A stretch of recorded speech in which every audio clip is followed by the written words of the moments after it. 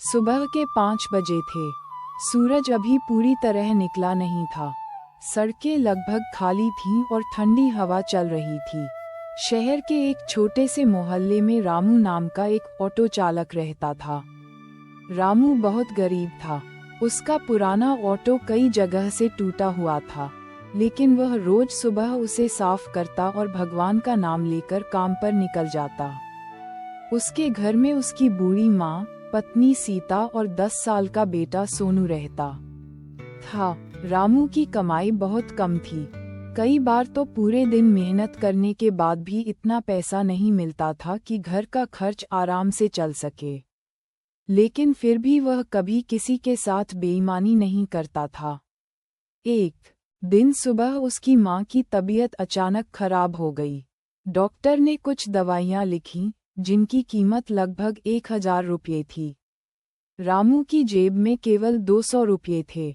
पत्नी सीता ने चिंता से कहा, अब क्या करेंगे? घर में राशन भी खत्म होने वाला है। रामू ने मुस्कुराकर कहा, भगवान पर भरोसा रखो। मेहनत करेंगे तो कोई न कोई रास्ता जरूर निकलेगा।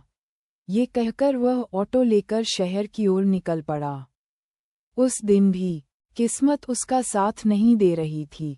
सुबह से दोपहर हो गई, लेकिन बहुत कम सवारी मिली। शाम तक उसके पास केवल 400 रुपये ही जमा हुए। रामू उदास होकर एक सड़क किनारे खड़ा था कि तभी एक बूढ़ा आदमी हाथ देकर ऑटो रोकता है। बेटा, रेलवे स्टेशन चलोगे?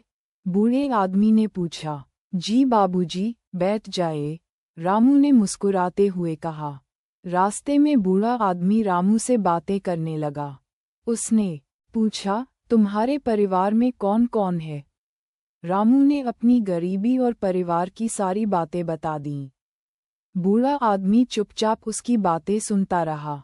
स्टेशन पहुंचने पर बूढ़े आदमी ने अपनी जेब टटोली और शर्माते हुए बोला, बेटा, मेरे पास पूरे पैसे नहीं हैं, सिर्फ 50 रुपये हैं। रामू ने मुस्कुराकर कहा, कोई बात नहीं बाबूजी, जितना है दे दीजिए।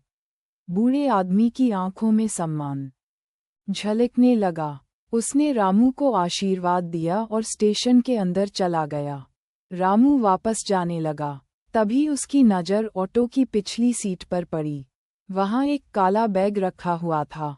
उसने बैग खोला तो उसके होश उड़ गए। बैग में लाखों रुपये नकद, कुछ सोने के गहने और जरूरी कागजात थे। रामू कुछ देर के लिए सोच में पड़ गया। उसे अपनी माँ की दवा याद आई, बेटे की स्कूल फीस याद आई, घर का खाली राशन डिब्बा याद आया। उसके मन में एक आवाज आई, अगर ये पैसे रख लूं तो सारी परेशानियां खत्म हो जाएंगी। लेकिन अगले ही पल उसके दिल ने कहा, ये पैसे मेरे नहीं हैं, किसी की मेहनत की कमाई है। रामू ने तुरंत बैग बंद किया और स्टेशन की ओर दौड़ पड़ा। काफी देर खोजने के बाद उसे वही बूढ़ा आदमी एक बेंच पर बैठा मिला। वह बहुत परेशान था और उसकी आंखों में आंसू थे। रामू ने बैग आगे बढ़ाते हुए कहा, बाबूजी, क्या आप यही बैग ढूंढ रहे हैं? बूढ़े आदमी ने बैग देखा और खुशी से खड़ा हो गया। हाँ बेटा, यही मेरा बैग है। मैं तो समझ रहा था कि सब कुछ खत्म हो गया। उसकी आंखों से आंसू बहने लगे। उसने बैग खोला, अंदर सब कुछ सुरक्षित था। बूढ़े आदमी ने कहा, बेटा, तुमने मेरी जिंदगी बचा ली। इसमें मेरी जीवन भर की जमा पूंजी थी। उसने रामू को 50,000 रुपये इनाम में देने चाहे, लेकिन रामू ने हाथ जोड़कर कहा, नहीं बाबूजी, मैंने सिर्फ अपना कर्तव्य निभाया है। बूढ़ा आदमी उसे हैरानी से देखता रह गया। अगले दिन सुबह रामू अपने घर के बाहर ऑटो साफ कर रहा था। तभी एक बड़ी चमचमाती कार उसके घर के सामने आकर रुकी। कार से वही बूढ़ा आदमी उतरा। उसके साथ कई लोग भी थे। रामू घबरा गया। बूढ़ा आदमी मुस्कुराते हुए बोला, रामू बेटा, मैं एक बड़ी कंपनी का मालिक हूँ। कल मैंने तुम्हारी ईमानदारी देखी। आज के समय में ऐसे लोग बहुत कम मिलते हैं। फिर उसने कहा, आज से तुम मेरी कंपनी में ड्राइवर की नौकरी करोगे। तुम्हें अच्छी तनख्वाह मिलेगी, रहने की सुविधा मिलेगी और तुम्हारे बेटे की पूरी पढ़ाई का खर्च भी मैं उठाऊंगा। रामू की आंखों से खुशी के आंसू निकल पड़े। उसकी मां ने भगवान का धन्यवाद किया। पत्नी सीता भी भावुक हो गई। सोनू खुशी से अपने पिता के गले लग गया। रामू ने आसमान की ओर देखा और कहा, हे भगवान, आपने मेरी ईमानदारी की लाज रख ली। कुछ वर्षों बाद सोनू पढ़ लिखकर बड़ा अधिकारी बन गया।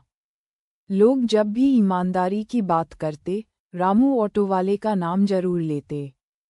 कहते हैं कि धन से बड़ा चरित्र होता है और ईमानदारी वह दौलत है जो इंसान को हमेशा सम्मान दिलाती है। सीख, जीवन में चाहे कितनी भी कठिनाइयां आएं, ईमानदारी और मेहनत का साथ कभी नहीं छोड़ना चाहिए। एक दिन सफलता और सम्मान जरूर मिलता है।